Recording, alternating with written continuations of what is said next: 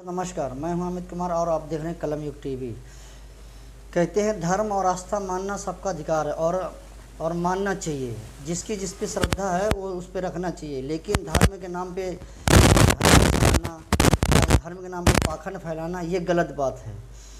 बात करते उत्तर प्रदेश के हाथरस से। हाथरस में करीब 10 दिन पहले एक सत्संग हुआ था, जिसमें विश्व शाकाहारी उर्फ भोले बाबा की अगुवाई में सत्संग हुआ था और जिसमें भगदड़ मच गई थी तो जिसमें 122 लोगों की मृत्यु हो गई थी, जिसमें बच्चे और महिलाएं ज़्यादा थे।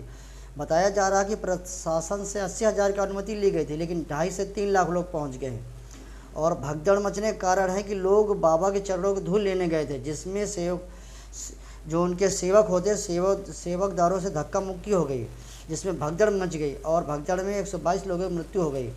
अब करीब 200 लोग घायल थे, जिसमें महिला और बच्चे ज़्यादा थे।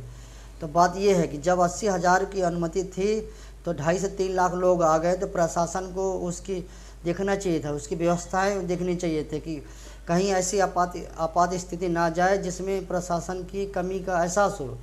लेकिन प्रशासन ने ऐसा नहीं किया। जब आप 80,000 की अनुमति दे रहे हैं तो 2.5-3 लाख लोगों की एंट्री कैसे हो गई? ये बहुत बड़ी जवाबदेही है।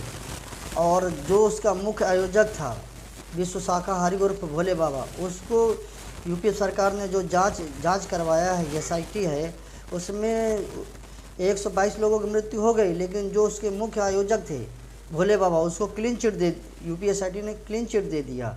मैं सवाल नहीं कर रहा हूँ, न मुझे इसका अधिकार है, लेकिन जो मुख्य आयोजक है भोले बाबा, 122 लोगों की मृत्यु हो गई है, तो उसकी जवाबदेही किसकी है?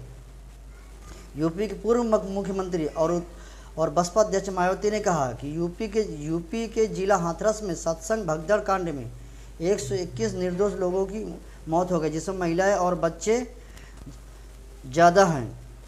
दर्दनाक मौत सरकारी लापरवाही का जीता जागता प्रमाण है, किंतु SIT द्वारा सरकार की पेश रिपोर्ट घटना को गंभीरता के हिसाब से नहीं होकर राजनीति से प्रेरित ज़्यादा लगती है।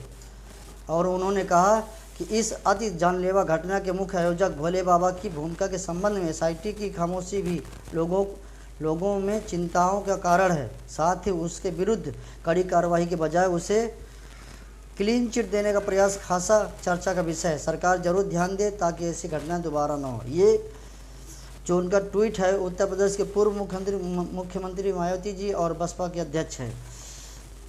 तो एक तरह से जो SIT ने जांच किया है, क्लीन चिट दे दी है, तो आपको जब पता है कि 122 मौतें हुई हैं और इनके आयोजक ये हैं, तो फिर कैसे उनको क्लीन चिट मिल गई है? सरकार से अनुरोध है कि इसकी मामले के सही से जांच हो और दोषियों पे कड़ी कार्रवाई हो कि भगदड़ कैसे मची है, ताकि दोबारा ऐसा हादसा ना हो और 121 जो 22 मौतें हुई हैं, दोबारा इतनी बड़ी घटना ना हो कि देखा जा रहा है कि वहाँ लाशें बिछ गई और प्रशासन के हाथ से ये मामला निकल गया है।